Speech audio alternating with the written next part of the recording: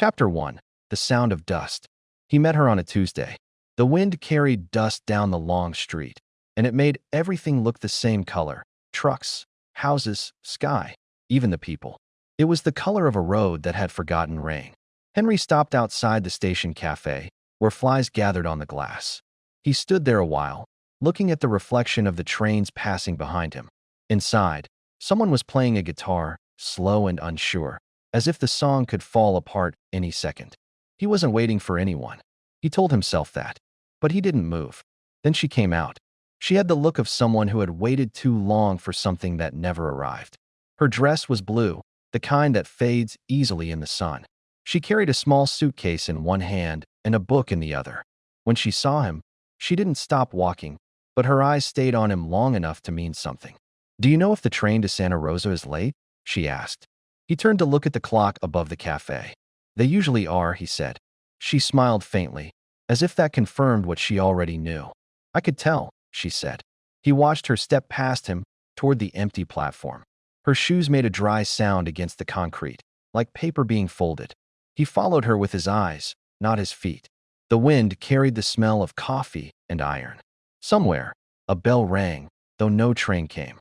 He found her again an hour later, sitting on her suitcase at the far end of the platform. The book was open on her lap. She wasn't reading it. "Still no train?" he asked. She shook her head. "They said maybe at 5, but no one seems sure." "Trains like that," he said, "usually arrive when people stop waiting." "That's a dangerous philosophy," she said. He smiled. "It keeps you from disappointment." She closed her book. "Or from life." He liked the way she said that, not bitterly, not with challenge, but simply as fact. The sun began to fall behind the grain silos. Long shadows stretched over the rails. The air changed, softer now, as if the world had exhaled. "Do you live here?" she asked. "For now," he said. "You?" "I don't know," she said. "I was supposed to go to Santa Rosa. There's someone there I was meant to see." "Supposed to?" She looked away. "He's probably gone by now." He didn't ask who he was. It wasn't his place. But the way she said it, quiet, tired, made something settle in him, a kind of understanding. He sat down beside her. The platform boards creaked under his weight. They sat there together, not speaking, watching the horizon tremble in the heat. When the train finally came, it was half empty. She stood and brushed the dust from her dress. "This one?" he asked. "Yes," she said. Then, after a pause, "I think." He didn't answer. He only nodded once. She took a step toward the door, then stopped. "What's your name?" "Henry." "I'm Anna." He wanted to say something else, something to make her stay, or at least to make her remember. But the words felt heavy, unfit for speech. Instead, he just said, "Safe travels." She looked at him as though she wanted to believe him. Then she stepped into the train. The train groaned, coughed smoke, and began to move. Henry stood there, watching the windows pass, one after another, each one carrying her away. When the last car disappeared, the platform felt too quiet. He turned and walked back toward the cafe. The man with the guitar was still playing, the same uncertain tune. Henry sat at the counter and ordered a coffee. The cup was chipped. The coffee was cold, but he drank it anyway. The woman behind the counter said, "You look like you just lost something." He said, "Maybe I did." Then he smiled, because that was easier than explaining. That night, he couldn't sleep. The wind rattled the window, bringing with it the faint echo of the departing train. He thought about her blue dress, the color of distant things, and the way she said "I think" when she boarded. He imagined her sitting by the window, looking out at the darkness between towns, the faint light of farmhouses passing like thoughts she didn't want to keep. Maybe she would arrive in Santa Rosa. Maybe she wouldn't. He turned on his side, eyes open to the night. He didn't know why he cared. He just did. The next morning, Henry went back to the station. He told himself it was for the coffee, or the silence, or the simple shape of routine. But when the 5 o'clock train came back, his heart did something small and foolish. No one stepped off at first. Then the door opened, and she appeared. She carried the same suitcase, the same book. He stood there, not sure if he should smile. She walked toward him, the same quiet steps on the concrete. "I didn't make it to Santa Rosa," she said. "Why not?" "The man I was supposed to meet, he wasn't there." He nodded. "That happens." "Yes," she said. "It does." She looked at him then, directly, as if to say, "And now what?" He didn't know. But he said, "You can tell me about it. If you want." "I might," she said. "But not now. Coffee first." She smiled. Coffee first. Inside, the cafe smelled of rain. Somewhere outside, clouds were gathering, slow and gray. The man with the guitar had gone. The radio played softly in his place. They sat at a small table by the window. "Were you born here?" she asked. "No," he said. "I came because I wanted to be far from noise." She stirred her coffee. "You found it." He smiled. "Sometimes I miss the noise." They looked out at the tracks. The rails shimmered in the rising heat, and for a moment they looked like rivers running towards something unseen. "Do you ever think," she asked, "that we end up in places just because we ran out of others?" "All the time," he said. She nodded, satisfied, as if that was the answer she'd been looking for. By noon, the rain came. It fell hard, making the street look alive again. The dust turned to dark clay, the air cool and sharp. She stayed until evening. They didn't talk much. When they did, it was about small things: weather, food, books neither had finished. But there was a kind of ease in it, the comfort of not needing to fill the silence. When she stood to leave, he said, "Will you stay long?" "I don't know," she said. He looked at her suitcase. "Depends on how much you packed?" She smiled. "Depends on whether I unpack." That night, she didn't leave. She took a room at the small inn beside the tracks. He saw her light through the curtain as he passed. For some reason, he stopped, looking at that soft square of yellow. The world outside it felt like it didn't exist. He went home, but he didn't turn on his own light. Days passed. She stayed. They met at the cafe most mornings, walked along the tracks in the evenings. Sometimes they said nothing at all. Sometimes she laughed suddenly, for reasons she didn't explain. He didn't ask. He liked the sound. The townspeople started to talk, as small towns do. He didn't care. Maybe she didn't either. One evening, she said, "You never asked why I went to Santa Rosa. I figured you'd tell me if you wanted to." She nodded. "He was someone I loved once. A long time ago. I thought maybe it would still mean something." "And it didn't?" "It did," she said. "Just not what I expected." He waited. "It reminded me that love doesn't always have to end badly. Sometimes it just ends." He looked at her, the lines of her face softened by the late sun. "And sometimes it starts again." She didn't look away. "Does it?" He said nothing, but the look between them said enough. That night, the rain came again, stronger this time. He stood at his window and watched the streetlights shimmer through it. He thought about her room at the inn, about her sitting there listening to the same storm. And for the first time in a long while, he didn't feel alone. Chapter 2. The Woman at the Station. It rained all night. The streets in the morning were a thin mirror, holding the color of the sky. The town was quiet. Even the trucks on the highway passed slower, their tires whispering through the puddles. Henry woke early. He made coffee the way he always did, boiling water on the stove, 2 spoonfuls of the cheap stuff, nothing fancy. The window above the sink fogged with steam. He stood there, cup in hand, watching the tracks behind his house glisten like old silver. Somewhere far off, a whistle blew. It was too faint to mean anything. He thought of Anna. When he reached the cafe, she was already there. She sat at the same table, facing the same window. The radio was on again, playing a woman's voice that sounded older than it probably was. "Morning," he said.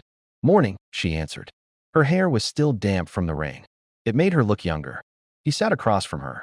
They didn't shake hands. They didn't have to. "Sleep?" he asked. "Not much," she said. "Too much weather." He smiled. "You get used to it." "I don't think I want to." The waitress came with 2 coffees, as if she already knew what they'd order. In small towns, people learn habits faster than names. Anna stirred hers slowly, watching the steam rise. "Do you ever feel like you stopped waiting for something, but it didn't stop waiting for you?" He looked at her. "Sometimes. Usually at night. That's when it finds you," she said. They sat in silence for a while. The rain softened to a drizzle, and the sound of it against the glass made the cafe feel smaller, like a safe room inside a larger storm. After breakfast, they walked along the tracks. The air smelled of wet wood and rust. She carried her book again, though she never seemed to read it. "Do you work?" she asked. "Some," he said. "I fix things. Old radios, clocks, tools. Whatever people bring me." "Do you like it?" "It's quiet work. I like quiet." She nodded. "I used to teach English literature." He smiled. "That explains the book." "It explains the silence too," she said. After a while, You get tired of your own voice echoing back from a room. They stopped at the old signal tower. The metal was corroded, flaking like dry skin. He ran his fingers over it. Everything rusts, he said. Not everything, she said softly. He looked at her, but she wasn't looking at him. That afternoon, the sun came out. The water steamed off the tracks, and the town smelled of iron and bread. She stayed at the cafe, reading, or pretending to. He worked in his shed, sorting through boxes of wires and screws. Every so often he'd pause, listening to the sound of the clock he'd been repairing. It was an old clock, the kind with a pendulum that moved like breathing. He thought of Anna sitting in the sunlight, her hands resting on the open pages, her eyes half closed. He hadn't known her long, but she felt familiar, like a memory that hadn't yet happened. By evening, he walked to the inn. Her window was open. She was leaning on the sill, watching the light fade. Mind if I walk you somewhere? He called up. Where to? Nowhere in particular. She smiled. That's my favorite place. They walked through the edge of town, where the road turned to gravel. The fields were wide and yellow, dotted with the dark humps of grazing cattle. Do you miss it? He asked. What? Teaching. Sometimes. But I miss the idea of it more than the thing itself. He nodded. That's how I feel about a lot of things. She glanced at him. Were you married? Once. What happened? She wanted more cities. I wanted fewer. Anna laughed quietly. That's a kind of symmetry. Not a happy one, he said. No, she agreed. But real. They reached a fence where the land opened wide to the river. The water moved slow, heavy with mud. A pair of herons stood in the shallows, motionless. Do you believe in second chances? She asked. I don't know, he said. Maybe it's not about getting another one. Maybe it's about noticing when you already have it. She turned to look at him. And do you think you've noticed? He hesitated. Maybe just now. She smiled, not quite sad, not quite hopeful. Then don't forget it. That night, she didn't return to the inn until late. He walked her there, neither of them speaking. The sound of crickets filled the gaps between steps. At her door, she said, Good night, Henry. He said, Good night, Anna. But neither of them moved. The light from the hall fell across her face, soft and amber. You'll be here tomorrow? He asked. I don't know, she said. But I'll try. Then she went inside. The next morning, she was gone. Her suitcase was no longer in the lobby. Her window was closed. At the cafe, her chair was empty. The waitress asked, Your friend not joining you today? He shook his head. Not today. He drank his coffee slowly, watching the door even when he told himself not to. By noon, the sky cleared. By evening, he had stopped expecting her. 3 days passed. He returned to his quiet work. Fixed the clock. Mended a broken radio. The town went on the way towns do when nothing happens, slowly, endlessly. Then, on the 4th day, he saw her again. She was standing at the station, suitcase in hand.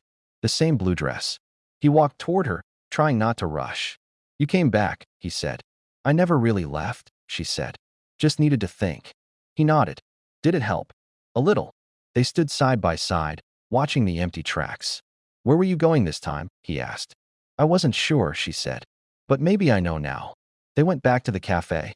The same song played on the radio, as if no time had passed at all. He poured her a cup. So what did you decide? She looked at him. That I want to stop traveling toward what's already gone. He understood. The words landed like a stone dropped into water, small sound, long ripples. I can't promise much, he said. I'm not asking for much, she said. Just something that feels real. He smiled. I can do real. They spent the afternoon together. No plans, no talk of what came next. They walked the fields, the clouds trailing shadows over the grass. They sat under an oak tree and watched the world move slowly. Once, she reached for his hand. She didn't say anything. He didn't either. The silence between them wasn't empty anymore. When night came, they stood outside the inn again. Stay with me, she said. The words were quiet, but sure. He looked at her, the kind of look that takes time. All right, he said. The lamp above the door flickered once and steadied. Inside, her room was small but warm. The curtains were drawn. The sound of the train passed faintly through the wall.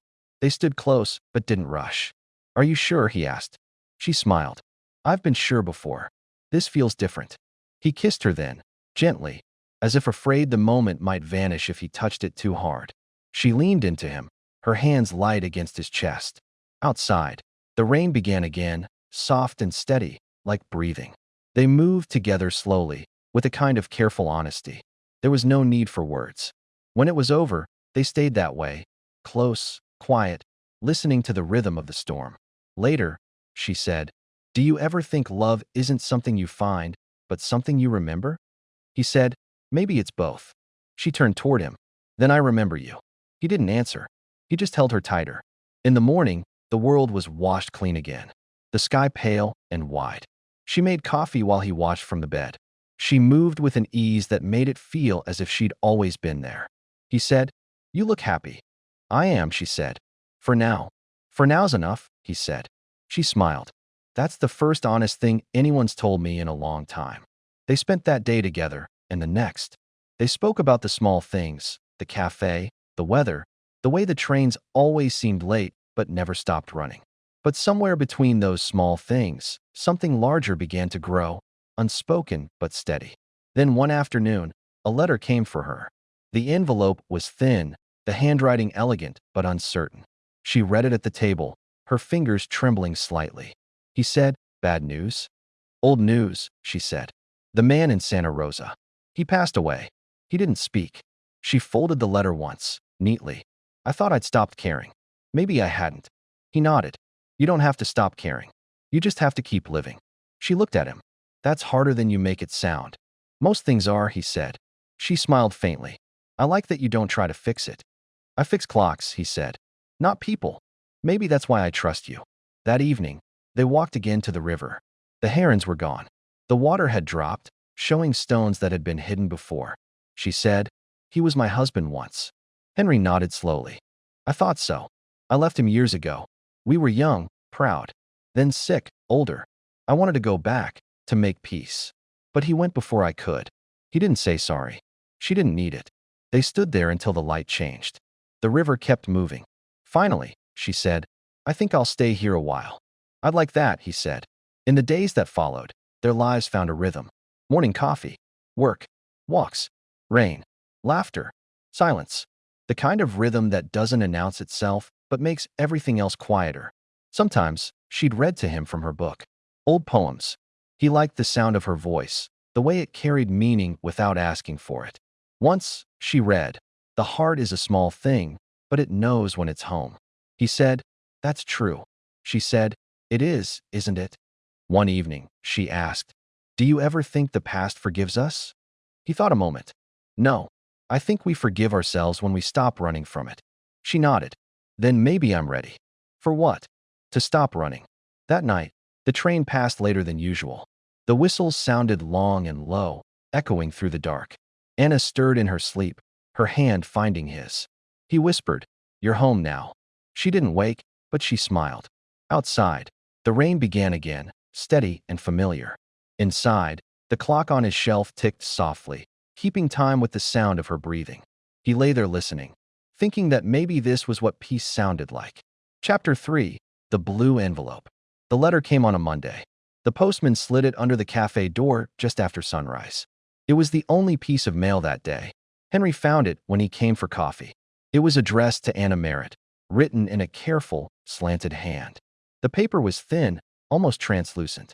The envelope was blue. He turned it over once, twice, before calling out to the woman behind the counter. "She's not here yet," he said. "I'll bring it to her." The woman nodded. "You two seem close." He didn't answer. He slipped the letter into his coat pocket and stepped outside. The air was cool, sharp with the first trace of autumn. Leaves had begun to pale at their edges, and the light felt thinner somehow. Anna was sitting on the steps of his house when he arrived. She had a wool scarf around her shoulders, and that same faraway look she wore when thinking too much. "Morning," she said. "Morning." He reached into his pocket. "This came for you." She looked at the envelope but didn't take it. "From who?" "No return address." She nodded, then finally took it, turning it in her hands. "Blue," she said quietly. "He used to write to me on blue paper." He waited. She didn't open it right away. She placed it on her lap like something that might break. "Will you read it?" he asked. Eventually, they went inside. He made coffee while she sat by the window. The clock ticked softly. Outside, the wind was brushing the trees. She held the envelope against her palm, tapping it gently. "Funny," she said. How paper can weigh more than it should. He poured her coffee. You could throw it away. I could, she said. But then I'd always wonder what I missed. He nodded. Sometimes wondering hurts worse. I know, she said. But so does pretending not to. She opened it. There was only one sheet inside. The writing was small and precise. She read in silence, eyes moving slowly, once, twice. Then she folded it again and set it down. Do you want to tell me? He asked. It's from his sister, she said. She found some of his old things. Letters I wrote, a photograph. She thought I should have them. That's kind of her. Yes, she said. But it makes me feel like I've been given back something I already buried. He reached across the table, placed his hand lightly over hers. Then maybe it's time to stop burying. She looked at him. That's easy to say when you weren't there. He didn't pull his hand away. No, he said, but I've been somewhere close. They spent the day together, walking the long road that led to the water. The light was different now, softer, angled low through the trees. Anna carried the blue envelope folded in her pocket. Sometimes she'd touch it, as though checking it was still there. I used to think love was supposed to fix people, she said. And now I think maybe it just shows you where you're broken. He nodded. That's a kind of fixing too. She smiled. You sound like you've thought about it. I have, he said. Every day since you got off that train. They stopped by the riverbank where the water bent around a cluster of rocks. The air smelled of leaves and earth. Anna crouched and dipped her fingers into the current. It's colder than I expected. Winter's coming. Do you stay here year-round? I have, he said. Not sure I will this year. She looked up. Because of me? Because of us, he said. She smiled faintly. That's a heavier word than it sounds. It's also the right one. When they walked back, the sky had turned the color of old pewter. The clouds hung low, and the fields looked washed of color. At the inn, she said, stay for dinner. He did. They ate quietly, the sound of rain beginning again against the roof. Afterward, she poured 2 small glasses of wine. To what? She asked. He thought a moment. To things that stay. She raised her glass. And to things that leave but don't disappear. They drank. Later, in the quiet of her room, she unfolded the letter again. He watched her read it for the 3rd time. When she finished, she said, he forgave me. Henry nodded slowly. That's good. She looked down. It is. But I didn't ask for it. He waited. I wanted to remember him angry, she said. That would have made it easier. Easier to what? To move on. To stop feeling like I owed him my grief. He said, you don't owe anyone that. I know, she said softly. But it's hard to stop paying. She placed the letter back in the envelope, folded it carefully, and set it on the table. Then she said, would you keep it for me? He looked at her. Why? Because you'll know when I'm ready to have it back. He nodded. All right. He slipped it into his jacket pocket. It felt lighter than it had before. Days turned to a week. The weather shifted. The fields lost their green, turning to muted golds and browns. Anna began to help him in his workshop. She organized the boxes, polished the clock faces, wiped the glass clean. She liked the order of it, the simplicity of fixing something broken and seeing it work again. One afternoon, she said, you're patient with things that don't work right away. I've had practice. With people too? He smiled. Sometimes. She paused. Thank you for waiting on me. I wasn't waiting, he said. Just here. Same thing, she said, and he didn't argue. That night, the power went out. The storm had knocked down a line somewhere outside town. They lit a lantern and sat by the window, watching the lightning break the sky into pieces. Do you miss the city? She asked. No, he said. It misses me enough for both of us. She laughed softly. You have a way of making even sadness sound bearable. It's not sadness, he said. It's memory. Same difference. He smiled. Maybe. When the storm passed, they stepped outside. The air was fresh and cold. The moon came out, clear and bright. The world smelled of wet earth and smoke. She leaned against him. I used to be afraid of starting over. And now I think maybe I already have. He kissed her forehead.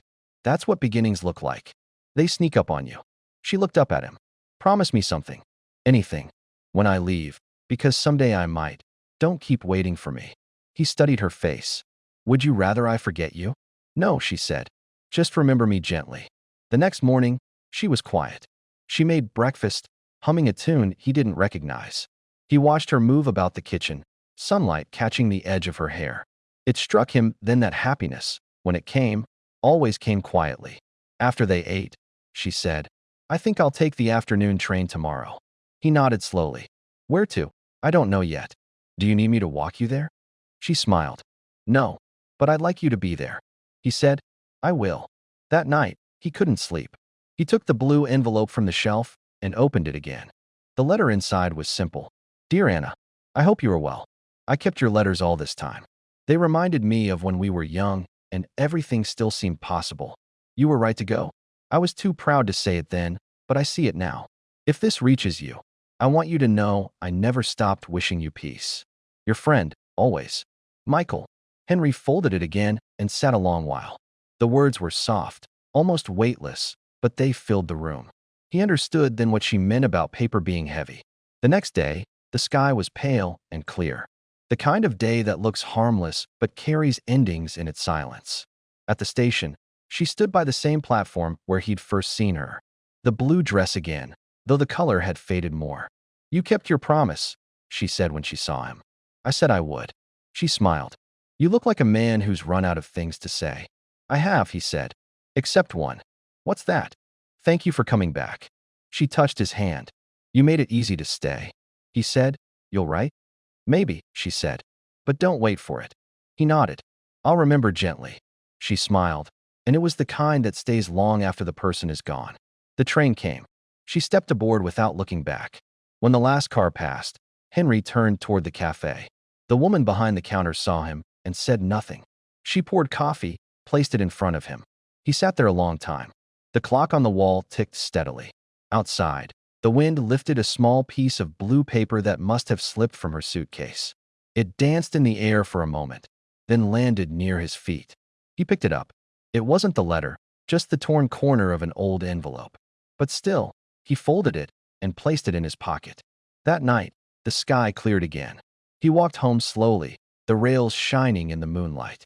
When he reached his house, he pinned the blue fragment above his desk. It fluttered slightly in the draft, catching the lamp's glow. He looked at it for a while, then smiled. A quiet, private smile, the kind made of both sorrow and gratitude. He never heard from her again. But some mornings, when the wind blew from the west, he could almost swear he heard a train in the distance and a voice calling his name. And when he did, he didn't turn away. He simply listened. Chapter 4. The House by the Water. The year turned slowly. Autumn slipped into winter, and winter folded itself into a long silence. Henry stayed in the town. He didn't plan to. He told himself each month that he would leave, maybe follow the line of the track south, or take the highway west until the coast appeared. But the plans stayed plans. Some mornings, he still went to the cafe. The waitress stopped asking about the woman in the blue dress. She just poured his coffee and left him be. He'd sit by the window, looking at the empty rails, the way the frost gathered on them like dust from another world. The silence wasn't unkind. It was only honest. He fixed things still. Old radios, broken watches, the clock at the post office that no one else could manage. It was work for steady hands and a quiet mind. But his mind wasn't always quiet. At times, while cleaning gears or aligning a spring, he'd hear the faint rhythm of a train far away. It wasn't real. He knew that. Still, it made something move inside him, the way certain songs do, familiar, unfinished. One day, near the end of February, a letter came. Not blue this time. Cream paper, no return address, just his name in handwriting he didn't recognize. Inside, a short note. "There's a house by the water. I thought of you. If you ever come north, follow the road past Mill Creek. You'll find it. Hey." He read it twice, then folded it neatly and set it beside his cup. It didn't say where the water was, but he knew. He left the next morning. Packed little, a few shirts, a book, a flask, the letter. Locked the door of his small house. Left the key under a stone. The air was cold, and the ground had that hard winter sound under his boots. The train north ran late, as trains often did. He didn't mind. He sat by the window, watching the land change, flat fields giving way to low hills, then to woods still bare from winter. Each town looked like the last, but in each, he wondered if she might have stood there once, waiting. By late afternoon, the train stopped at a small station he didn't know. He got off. The air smelled of salt and pine. The sea couldn't be far. He asked the station guard about Mill Creek. 2 miles that way. The man said, pointing west. You'll see a dirt road by the bridge. The old house is down there, most empty now. Henry thanked him and started walking. The road wound along a gray inlet where gulls wheeled low. The tide was out, and the wet sand shone like tarnished silver. After a while, he saw it. A small white house near the bend of the shore. The paint was worn, the roof half rusted, but there was smoke rising from the chimney. He stopped at the gate. The latch was old brass, the kind that remembers hands. He called once. No answer. Then, faintly, a voice. It's open. Inside, the air smelled of cedar and coffee. She was there, by the window, same as before, though her hair was shorter now, streaked with silver. The years had touched her gently. She looked up. I thought you might come. I wasn't sure, he said. Neither was I. He smiled faintly. You found the water. I needed somewhere quiet, she said. Somewhere that didn't keep asking questions. He nodded. You always did like silence. It listens better than people do. They sat at the table. The kettle whistled softly, then settled into stillness. He said, You've been here long? A year. Maybe a little more. Time feels different by the water. He nodded. It always does. She poured coffee. It was strong and dark. Do you still fix things? She asked. When they let me, he said. She smiled. And when they don't, I leave them be.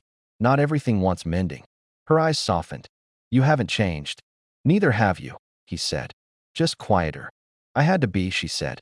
The noise was making me forget who I was. Outside, the tide began to rise. The sound of it filled the house like a slow breath. Anna stood and walked to the door. Come on, she said. They stepped out into the cold light. The beach stretched wide, scattered with shells and driftwood. This place, she said, used to be a summer house. My family's. I hadn't been back since I was a girl. Why now, he asked. She looked out at the horizon. Because I finally wanted to remember, not run. He understood that. Maybe more than he wanted to. They walked along the shore until the sand turned to stones. The wind lifted the hem of her coat, and the sound of the sea covered their words. She stopped and said, Do you ever think about that first day at the station? Sometimes, he said. Mostly when it rains. I do too, she said. It felt like a small miracle, though I didn't know it then. He smiled. You never seemed surprised by it. I was, she said. I just didn't want to scare it away. They both laughed, quietly. The sound mingled with the surf. That evening, she made soup from the garden vegetables she'd grown. They ate by lamplight, the sea whispering against the rocks below the window. When they finished, she said, There's a spare room. He nodded. I can take it. But she looked at him for a long moment, then said, You don't have to. He didn't. They sat together by the fire, listening to the wood crackle. He said, Do you ever regret leaving again? Sometimes, she said. But not the leaving. Only the waiting I caused. You didn't know me anything. I know, she said. That's why I came back. Later, when they were lying in the dark, she said, I used to dream of places like this. Quiet, small, away from everything. And now you're here. Yes, she said. But dreams don't tell you how heavy peace can feel.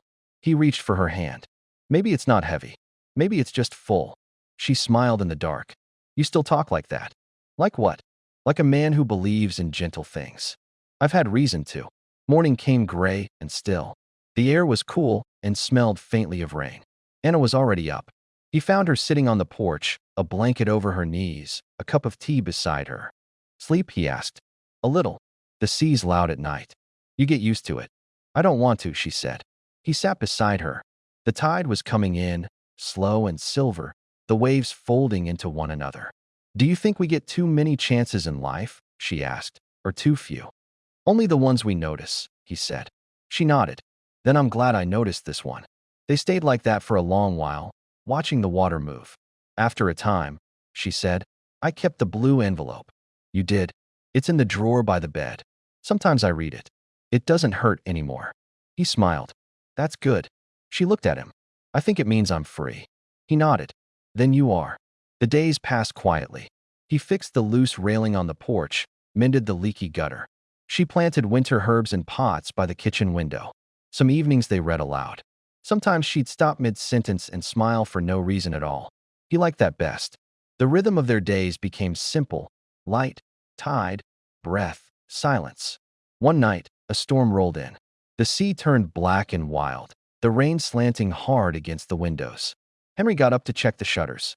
When he came back, Anna was standing by the fire, watching the flames flicker against the walls. She said, "Do you ever think about how easily things disappear?" "Everything does," he said. "That's why we remember." She looked at him, eyes bright in the firelight. "Promise me something. Anything. When I'm gone, if I go first, don't stay here too long. The sea's greedy. It keeps what it can." He took her hand. "We'll see who leaves first." Weeks passed, then months. The snow came late that year, falling in quiet, thick flakes that covered the shore like dust. They spent most of their time inside, reading, talking, sometimes not talking at all. It was a kind of peace that didn't demand to be named. In early spring, she grew ill. At first, it was nothing, just a cough, a weariness that clung to her. But by April, she stayed in bed most days, her body thinner, her skin pale. Henry did what he could, cooked, sat by her side, read aloud from the book she used to carry. Sometimes she'd smile, eyes half closed. "You make the words sound better than I did," he said. "They sound better because you're here." She shook her head faintly. "Not for long." "Don't," he said. "Don't talk like that." "I'm not afraid," she said. "Not anymore." One morning, she asked him to open the window. The air was warm, the sound of the sea near. She said, "If I don't wake up tomorrow, promise you'll stay until the tide changes." He said, "Why?" "Because that's how the sea says goodbye." He nodded. "All right." She smiled. "You've always been kind to me." "I love you," he said simply. "I know," she whispered. "That's why I can rest." She passed that night, quietly, her hand still in his. The tide changed at dawn. He buried her near the house, where the grass met the stones. No priest, no words, just the sound of the wind and the steady movement of the water. He marked the spot with a small wooden cross. Nothing written. He didn't need to. For weeks afterward, he stayed. He mended the porch again, watched the seasons turn, one shade into another. He still spoke to her sometimes, softly, as though she were only in the next room. When the wind came in off the water, it almost sounded like her voice. One evening, he packed a small bag, took one last walk along the beach. The house stood quiet behind him, the windows glowing faintly in the setting sun. He stopped by the grave, placed the blue envelope on the earth. Then he said, "I kept my promise." He turned toward the road as the tide began to rise. The sea followed him with its slow, endless sound. That night, the town station master swore he saw a man waiting by the platform just before the midnight train. He said the man looked calm, carried nothing but a small bag. When the train came, he stepped aboard without looking back. The station master said there was something blue in his hand, maybe a letter, maybe a memory. No one knew for sure. But down by the water, when the morning light came, the house stood silent and whole. The sea moved in and out, unhurried. And from the open window, if you listened closely, you could almost hear two voices, soft in content, talking low against the wind.